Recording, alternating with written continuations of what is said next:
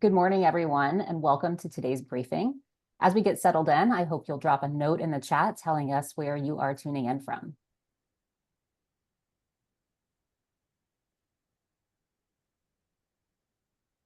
See people populating the room, so that's terrific.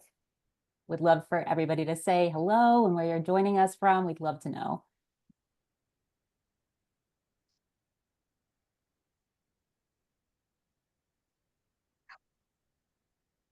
I'm Beth Francesco, Executive Director for the National Press Club Journalism Institute in Washington, D.C. On behalf of the Institute and the Partnership for Public Service, thank you for joining us for this important informational look at the presidential transition of power. The Institute's mission is to power journalism in the public interest, building the skills and standards for journalists to do that work effectively and to earn the public's trust. Today's topic couldn't be more relevant to our national discourse. This briefing is designed to help journalists and the public understand the post-election milestones and planning requirements that presidents-elect must follow to ensure a smooth, effective transfer of power, and what happens when the incoming administration has not followed the traditional processes. We have a few housekeeping notes for our audience today. We are recording the briefing. Highlights will also appear on our website and in our newsletter. If you aren't already receiving the Institute's daily newsletter for journalists, check the chat for a link now. We also welcome and encourage in either the chat box or the Q&A queue. Questions will be addressed after the briefing. It's now my honor to introduce these two accomplished public servants. Max Stier is the founding president and CEO for the Partnership for Public Service. Max has worked previously in all three branches of the federal government, most recently in the Department of Housing and Urban Development. In 1982, he served on the personal staff of Congressman Jim Leach. He also clerked for Chief Judge James Oakes of the U.S. Court of Appeals for the Second Circuit in 1992. Max also clerked for Justice David Souter of the U.S. Supreme Court in 1994. Between these two positions, Max served as Special Litigation Counsel to Assistant Attorney General Ann Bingaman at the Justice Department. In 1995, he joined the law firm of Williams & Connolly, where he practiced primarily in the area of white-collar defense. Welcome, Max. Thank you for being here today. I'm also pleased to welcome Valerie Smith-Boyd, the Director of the Center for Presidential Transition. She leads the partnership's efforts to support successful transition planning for current and future presidential administrations. She's had a long public service career, having served in the past 3 administrations. Valerie was part of the small team that stood up the Department of Homeland Security headquarters in 2002. She also supported President Bush's transfer of Homeland Security knowledge during the 2008 transition and assisted President Obama's team with their 2009 integration of the Homeland Security Council and National Security Council staffs.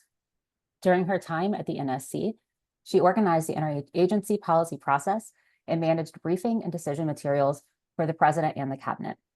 More recently, Valerie returned to the DHS, where she oversaw policy development for Homeland Security partnerships around the world. Between public service, she has worked in corporate social responsibility. Max and Valerie, thank you each so much for being here and for sharing your expertise. I'll hand it over to you now. Great. Thank you very much, Beth, and also the National Press Club Journalism Institute. We're very excited to have this conversation. We have a very brief presentation that we'll run through to walk through the specifics around transition, and then we are hoping for a robust conversation. So please put your questions in. So I'm going to run through at the front end just a little bit about the Partnership for Public Service very quickly. As you just heard from Beth, we are a nonpartisan, nonprofit organization dedicated to better government and a stronger democracy. What that fundamentally means is we're focused on trying to make our federal government work better. Our theory of the case is that we have one tool for collective action as a society to address our biggest problems, and that's our federal government. It's the only one that has the imprimatur of the public and taxpayer resources behind it. And we have a robust nonprofit sector focused on all kinds of issues of public interest, but not enough attention paid to making sure that our public institutions are actually equipped in the way that they need to be to work on the big problems of the day. We are focused on trying to get good talent into government, making sure it's well led, and making sure that we have a healthy relationship between our society and our government. So real quick, a few of the marquee programs that we run include our best places to work rankings, where we rate and rank all the federal agencies according to what employees have to say. We get more than 1 million respondents every year. We also run the Oscars of Government Service, where we call the Service to America medals the SAMMys, where we identify the most innovative federal employees and try to give them their just dessert in terms of recognition, so that we can not only spread good ideas, but also create a culture of recognition in our government. We also are, as I noted earlier, focused on leadership development. So we train about 10,000 executives according to our leadership model of trying to look at what specifically is necessary in a public sector leader. And we are focused on reform of our government. So how to make it better. We need a government that keeps up with the world around it. And we have an aggressive reform agenda that hopefully folks will look at our website. So I now get to move to the subject of the day. Another element of our work includes the Center for Presidential Transition. We started this work in 2008. We started as an organization in 2001.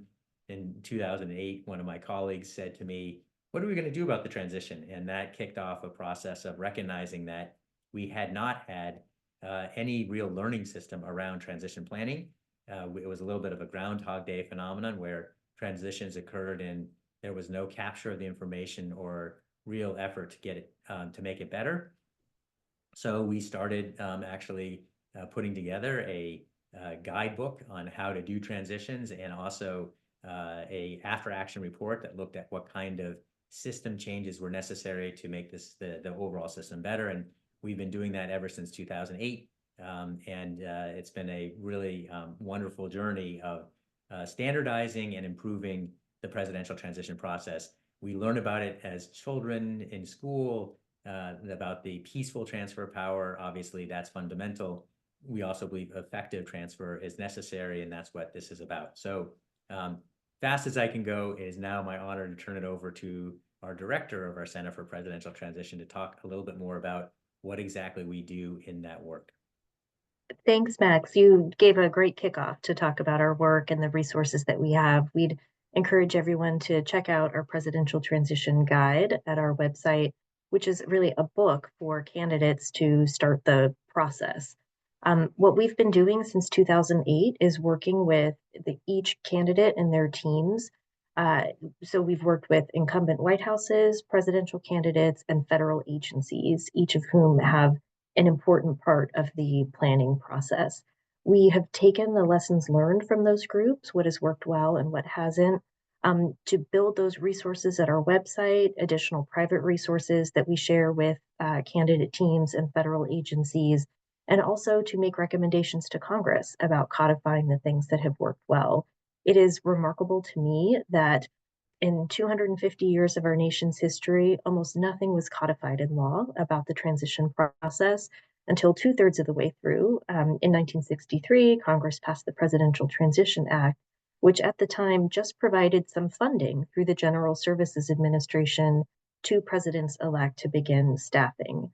But it wasn't until the contested election of 2000 that Congress and stakeholders began paying attention. And since then, we've seen and informed several amendments to the Presidential Transition Act, and we'll go through some of the requirements in a bit. Before we do, I want to focus on one piece of research that tends to be very useful to people in your shoes. We have been tracking the nominations and confirmations process for the last 8 years, and also gone back to recent administrations. You can go to the Washington Post website, where we have a tracker of all of the nominees for the Biden team. In January, we'll turn it over to be tracking Trump nominees and the status of their confirmations. And what this sort of trove of data shows is that the personnel process for each president is getting more difficult over time, regardless of whether they have a friendly Senate in place. So for President Biden's nominees, it has taken an average of 191 days for them to take their seats. Cabinet secretaries move a little faster, but when you get to as you go down the tiers of responsibility, assistant secretaries are taking often a year or more to get in their place. And these vacancies have an impact on agency effectiveness.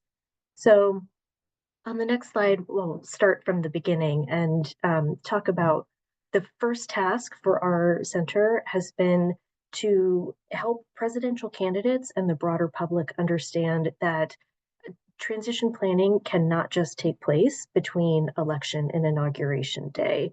There is simply too much work to understand how to manage the federal government in that 77 days. It is arguably the most complex organization in the world with a $6 trillion budget, 2 million civilian employees, 1.5 million military, 456 agencies submit a federal budget request. And hiring is one of the most significant and difficult aspects of the process, where compared to other countries around the world, we have a very large proportion of political appointees brought in by the president, 4,000 appointees, of which around 1,300 require Senate confirmation. And that is why it is so significant that that process takes a long time. So as we've talked about the series of changes, the 5 amendments to the Presidential Transition Act that have taken place since 2000, we now have a timeline of requirements for incumbent White Houses, presidential candidates, and federal agencies to follow.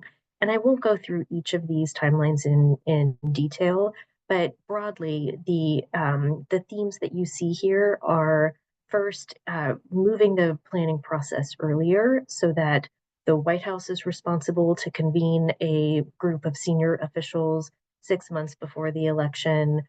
Federal agencies are responsible to name a senior career executive to run the process internal to them to prepare for information sharing. And these councils begin meeting 6 months before the election.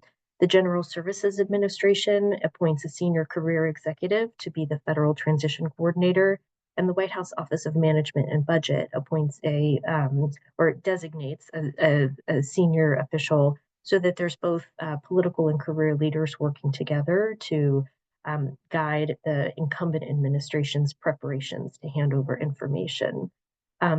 Similarly, the presidential candidates are expected to begin working with certain federal agencies before the election to begin to prepare. And the most recent change to the Presidential Transition Act meant that federal agencies were prepared to serve both candidates in the case of a contested election. And one thing about the decisive victory was that it provided some clarity that there was only one, they've only needed to serve one team. Now, I'll go to the next slide because this is where things get interesting in this cycle, where there are certain requirements that the candidates are expected to enter to help them prepare. The General Services Administration provides support before the election to help candidates create their operating infrastructure. So they provide office space and a secure IT network. And then after the election, they provide funding to help hire staff. That agreement is expected by September 1st of an election year, so that the operating infrastructure is well in place before the election outcome is known, so that nobody is wasting time doing that when they could be receiving briefings from federal agencies. Similarly, both eligible candidates sign agreements with the incumbent White House expected by October 1st of an election year before the election that guides information sharing between the incoming and outgoing teams. And it really codifies the sense that we have one president at a time. Federal agencies report to that president until January 20th. But the MOU says that the current president understands the importance of investing in the success of the future president and will open up access to information, documents, and briefings by individuals as long as they comply with ethics requirements to treat that information responsibly. So neither of those agreements were entered into before the election. Just last week, 2 days before Thanksgiving, the Trump team did sign the White House MOU. And just this week, they signed a third agreement with the Department of Justice, which opens up background investigations. DOJ has 2 different legal authorities to offer these. And typically that process starts in September of an election year, so that DOJ can offer background investigations to transition team members who would arrive in federal agencies after the election and collect information for the president-elect. And then after election, DOJ also has a separate authority to begin running background investigations for high-level national security officials so that they are ready to take their seats on January 20th. So we're about 3 months behind in that process happening, but it is very positive news that that process started this week. The one agreement that has not been signed is the one with the General Services Administration. So the Trump team is using their own IT network, and that means that federal agencies may need to use their own best practices about sharing sensitive information outside of a government network. So some of the briefings that will start taking place, as opposed to being over email, they may be by paper or in person in settings that that agencies can control. So that was a bit technical, but I actually left a lot unsaid. So looking forward to the conversation on these topics. And Max, I think we'll go back to you for a few more thoughts before discussion. Yes, so thank you, Valerie, and we'll zoom out for a second here to think broader context. And as I mentioned at the very front end, one of our goals as an organization at the partnership is to build a healthy relationship between our society and our government. We believe we need to have both a trustworthy government as well as a trusted government. Those things are related, but not necessarily the same thing. In a healthy democracy, trust in public institutions is vital. We have declining trust across institutions in our country, and certainly for government itself. We've been working on this question for some number of years to understand why and what can be done about it. One of the more interesting insights, I think, is that by and large, when you ask folks what they or whether they trust government, when they're thinking about government, they're thinking about bickering politicians in Washington rather than the 2 million civil servants who are air traffic controllers and food safety inspectors and intelligence analysts, the CIA. So what we have found is that by sharing the stories of what civil servants do, views change quite a bit, but there's not a lot of that sharing. So we appreciate this kind of forum to help get that information out. On the flip side, and very importantly, there is very strong consensus amongst all flavors of political views, independents, Republicans, Democrats, that when it comes to those career civil servants that we want as a society, an apolitical merit-based system, that is an issue, unfortunately, that is now on the table today. The new administration has put forward some proposals in the last iteration of the Trump administration, and again, proposals for what they intend to do going forward that would upend that system. And for 140 years, we've had consensus again around this point of view that we will do better as a society if we have a government that is staffed by people selected on the basis of their competence and their merit, as opposed to their loyalty to an individual or partisan persuasion. So that is an issue of keen concern for us organizationally. Wanted to highlight a little bit of the data that you see in the slides. But from this, we have lots of different resources organizationally, many of those that Valerie described. Please just go to our website. Happy to also get comments and questions. So love to hear questions that you have now. So Beth, it's all yours. Thank you so much. This is a lot of terrific information, and I know you left a lot unsaid, and hopefully we'll be able to unpack some of that in our questions. I want to welcome our participants to share their questions in both the Q&A queue or the chat, whichever you're most comfortable with. We had some questions come through ahead of time that I'm happy to kick us off with.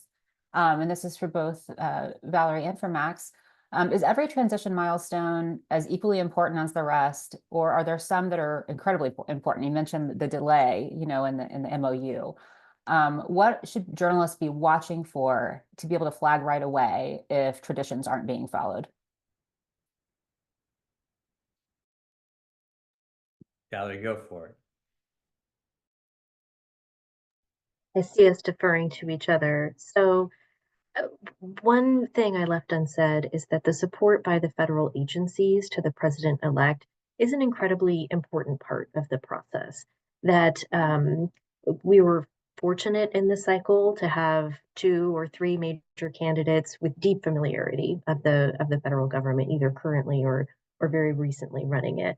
However, things change in 4 years, and for former President Trump, he not only his team not only needs to get up to speed on the issues facing federal agencies, but also reassemble a team. The process of going through thousands or hundreds of thousands of resumes to identify the right people to execute your agenda is a really time-consuming process.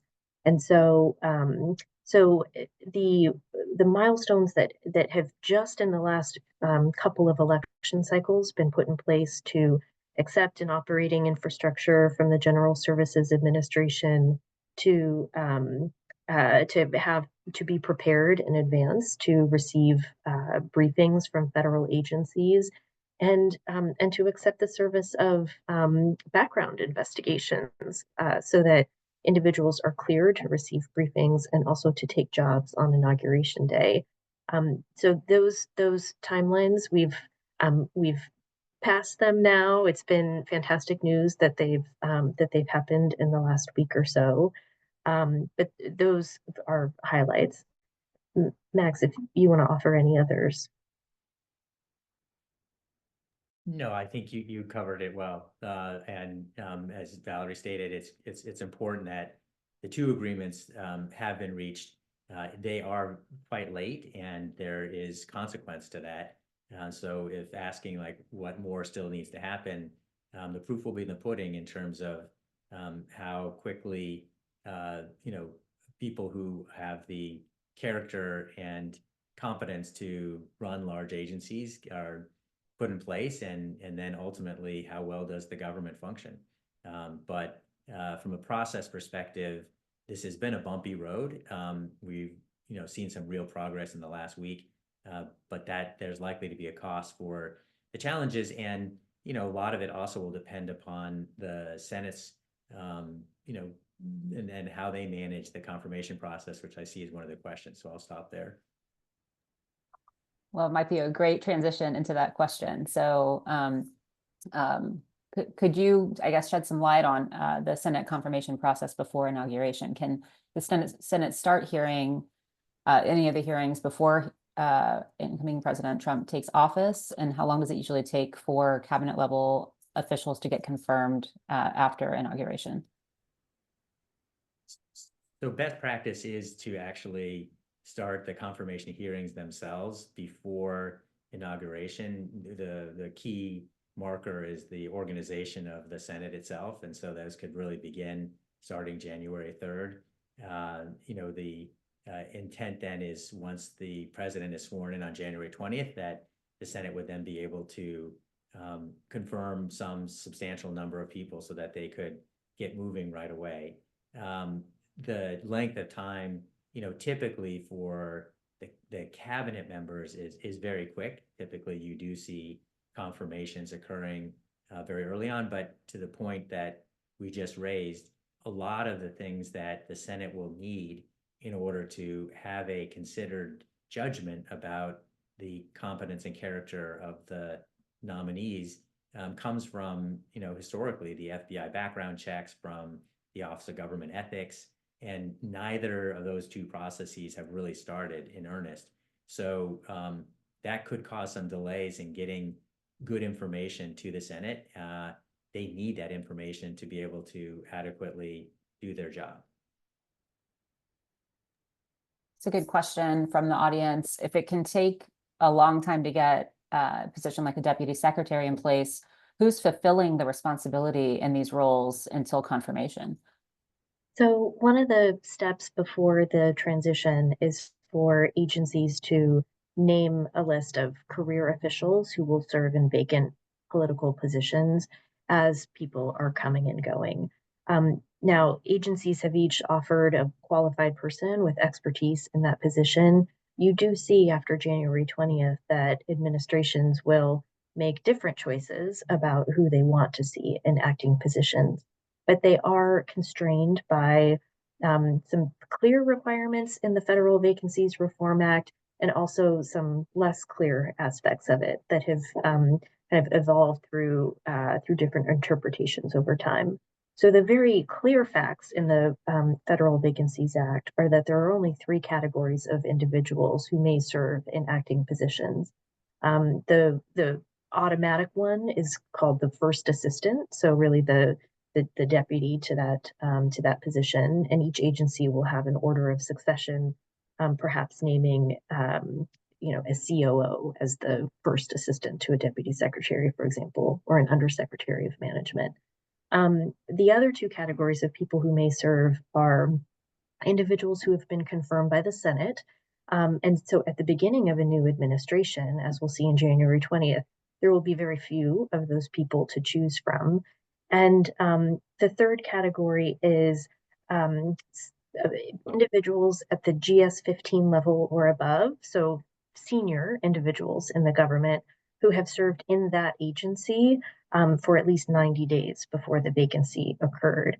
And that means that that is typically a career individual, and so a new administration may have is looking mostly at career officials to fill those positions uh, in those early days. Thank you. And we had a question from Celia in the audience about the legal requirements. Is there a law requiring that the transition team ask the DOJ to do any background checks on incoming personnel? It sounds as if the people who would be considered these career public servants would have already gone through background checks. But for anybody who would be incoming, is there a law that a legal requirement? Not exactly a requirement. So the Intelligence Reform Act of 2004 gave DOJ the authority to conduct background checks for transition team members to receive information between election and inauguration day. And separately, the Presidential Transition Act gives DOJ the authority to do background checks for high-level national security officials. It is not a requirement to enter for a candidate to enter that agreement, but it's clearly in their interest to do so, to have people with clearances to receive information and be ready to take jobs. It is interesting that a new president can make significant changes to the overall security clearance process. A fair amount of it is governed by executive order. But even if that were to happen on January 20th or soon after, for the work that it would take for that to work through the system, would create significant delays for a new president to get a team in place. And there would be questions about if you're not relying on the expertise of the FBI and agencies who've been doing this for years, there would be questions about the quality of that process also. And just to add to that, historically, the Senate has consistently required FBI background checks for all nominees that go before them before they'd be willing to actually have a confirmation hearing or a confirmation vote, and have also required clearance from the Office of Government Ethics. So these are, again, not required by law, but they are both sensible and long-standing, processes, and they're important because, as Valerie just said, the FBI is the most capable organization for actually putting together information about individuals who are, again, going into positions of enormous public relevance, and we should want to make sure as a public that the information's out there so that there can be a considered, thoughtful judgment about whether they are the right people for these positions, which is, again, the Senate's responsibility. We had a great question from the audience. Who monitors and enforces the ethics plan that transition teams sign? So I will jump in on that. The answer is there isn't really any good mechanism for that. And I mentioned that the Center for Presidential Transition is really a learning system, and we have every cycle done a report to review what happened and what could be done better and what laws should change in order to make the system better. I think we have discovered in this cycle lots of things that have been norms that have not actually had statutory background to require them, and we need them. And I think, again, it's important to understand that transition preparation is private activity, but it is so fundamental ultimately to what happens for our government, and it's such a high level that instituting some more guardrails that are actually statutory would make sense. I think this questions around conflicts is actually a profound one and quite important. You also have the question of enforcement, not just of the transition issues, but what happens in government as well. And I think that, unfortunately, may be becoming a question of relevance. Will the Department of Justice have the independence to be able to pursue violations, irrespective of the political interests of the White House leadership? And that's exactly the right big picture answer. And I'll just emphasize a technical point that the requirements for the ethics plans right now govern the activity of the transition team members. So the idea is these are individuals coming in from organizations around the country who are working on behalf of the president-elect to collect information to inform his early decisions taking office. And some of these individuals end up going into government, but many of them don't. And the ethics plans are important for them to create commitments, to sign non-disclosure agreements, and to pledge that they will handle that information appropriately. Now, as Max said, there is an entirely different ethics process for individuals once they are in government. And so I just want to make clear that these are two different things. But as Max said, the enforcement of the responsible handling of information during this period does not, there is not an enforcement mechanism for that. Thank you. Apart from the previously mentioned delay in the signing the transition agreements, could you name maybe one or two other things that are unusual about the present transition process? So one thing has been the timing. So I think going back to the creation of this center, the first order of business had been to convince presidential candidates that, of course, they're in the fight of their lives with the campaign. Everything hinges on winning the campaign. However, they need to move the timeline up to begin the planning process to govern to the spring of an election year.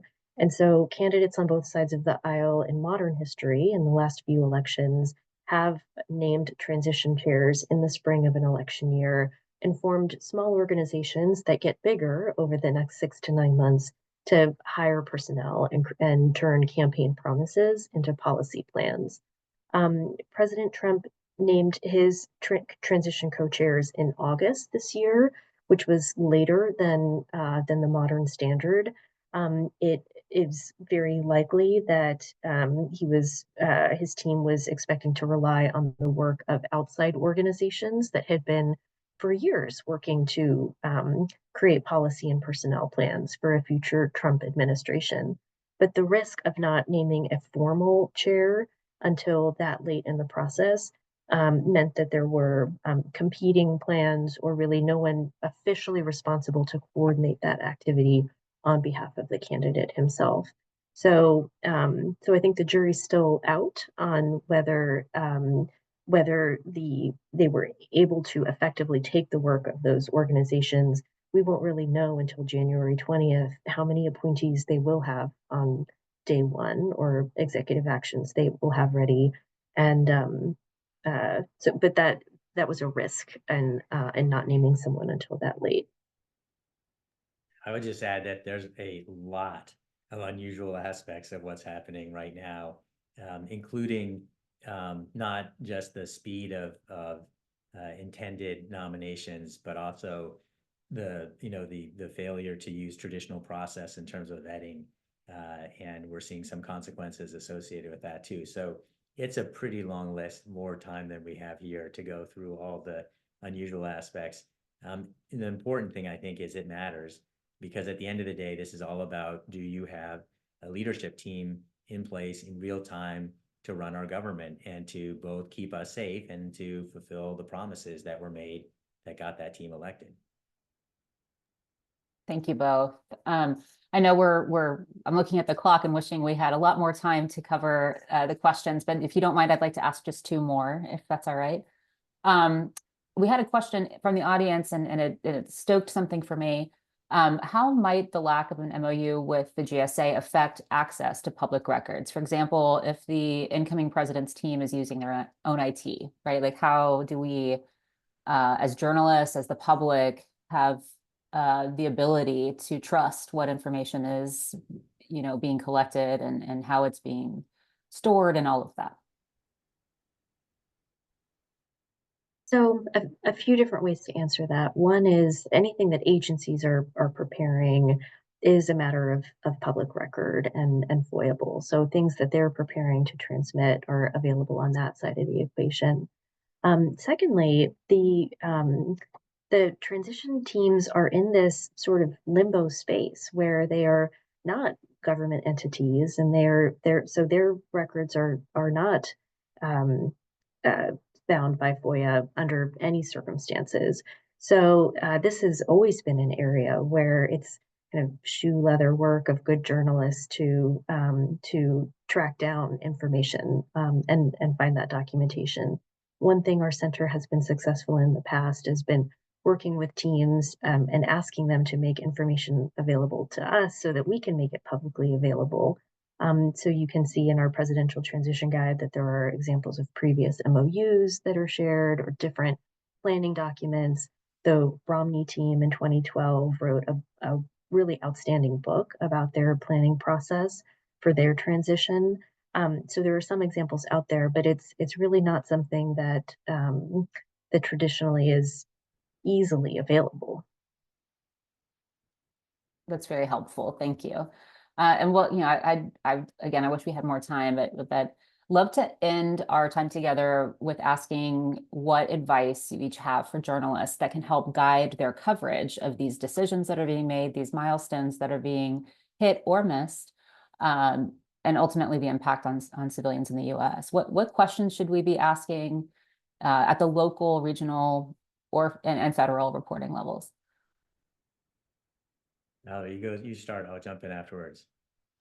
That's a tough and good one. So um, I will take a positive spin on that because we're in deep communication with federal agencies and are meeting such integrity with them in preparing to welcome in a new incoming team. They've been preparing for that for 6 months and they're ready to go. And one of the pieces of advice that experienced officials are sharing with less experienced ones is everyone arriving are people who want to accomplish something on behalf of the country. They want to do a good job, and sometimes there are different ideas. Transitions are times of change, and that can be complicated.